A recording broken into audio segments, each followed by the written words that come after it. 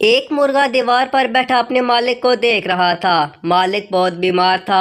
مالک کی بیوی اس کے پاس آئی اور بولی، آپ کو بہت تیز بخار ہے، میں آپ کے لیے چکن سوپ بناتی ہوں۔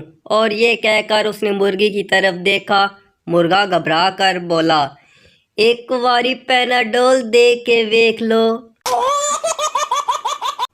ایک عورت اپنے خاوند سے، آپ مجھے رانی کیوں کہتے ہیں؟ خاوند، کیونکہ نوکرانی کہنا تھوڑا لمبا ہو جاتا ہے۔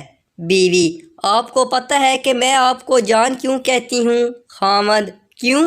بیوی، کیونکہ جانور کہنا لمبا لگتا ہے۔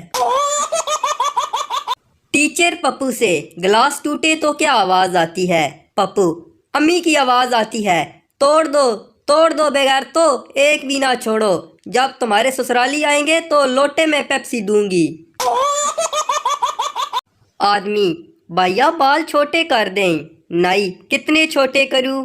آدمی، بس اتنے کر دیں کہ بیوی کے ہاتھ میں نہ آئیں۔ ایک اماں جی تربوز کاٹ رہی تھیں، 7 آنکھوں میں آنسو صاف کر رہی تھیں۔ پاس بیٹھی بہو نے پوچھا، اماں جی یہ پیاز نہیں، پھر آنسو کیوں؟ اماں جی بولیں، بس پتر جدوں بھی تربوز تے ہاتھ پھیراں، وڈے حاجی ہوراں دی ٹنڈ یاد آ جاندی۔ ٹیچر، جمیل تم دیر سے کیوں آئے ہو؟ جمیل، سر وہ امی ابو کی لڑائی ہو رہی تھی۔